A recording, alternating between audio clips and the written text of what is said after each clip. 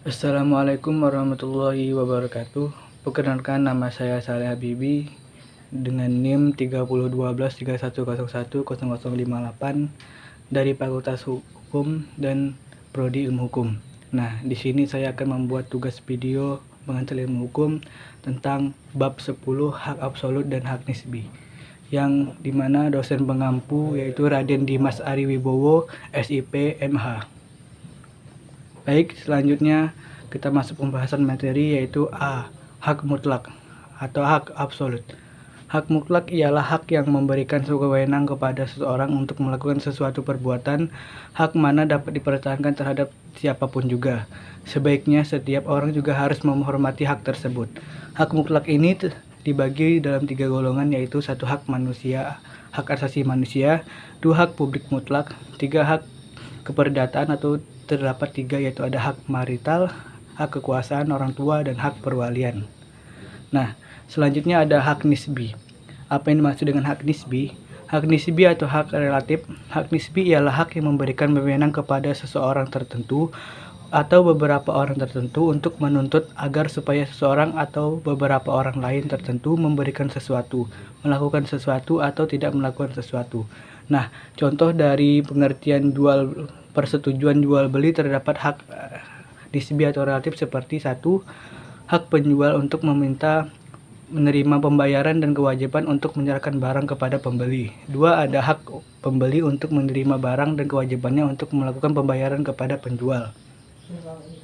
Selanjutnya ada C, yaitu peristiwa, hubungan, dan akibat hukum. Peristiwa hukum yaitu peristiwa-peristiwa kemasyarakatan yang timbul dari hubungan-hubungan anggota masyarakat yang oleh hukum diberikan akibat-akibat hukum, di mana peristiwa hukum dibedakan menjadi 2, yaitu 1. Perbuatan subjek hukum atau manusia dan badan hukum. 2. Ada peristiwa hukum yang bukan perbuatan subjek hukum. Selanjutnya ada perbuatan hukum itu terdiri dari 2, yaitu ada perbuatan hukum sepihak dan perbuatan hukum 2 sepihak.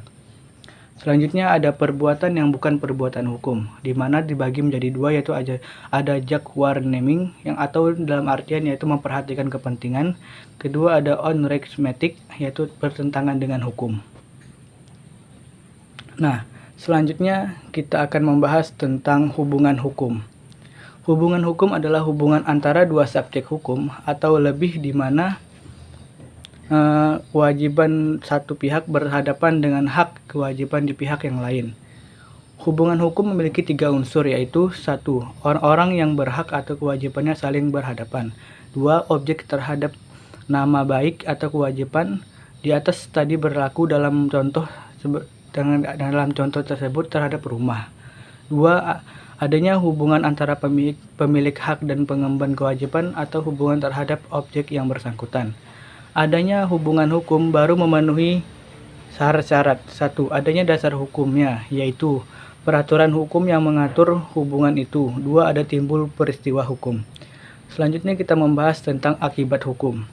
Akibat hukum yaitu adanya suatu tindakan hukum. Tindakan hukum adalah tindakan yang dilakukan oleh guna memperoleh sesuatu akibat yang dikehendaki dan yang diatur oleh hukum. Atau akibat hukum adalah akibat yang dilakukan oleh peristiwa hukum. Akibat hukum dapat berupa 1. Lahirnya, ubahnya, atau lenyapnya sesuatu keadaan hukum. Contohnya menjadi umur 21 tahun cakap untuk melakukan tindakan hukum.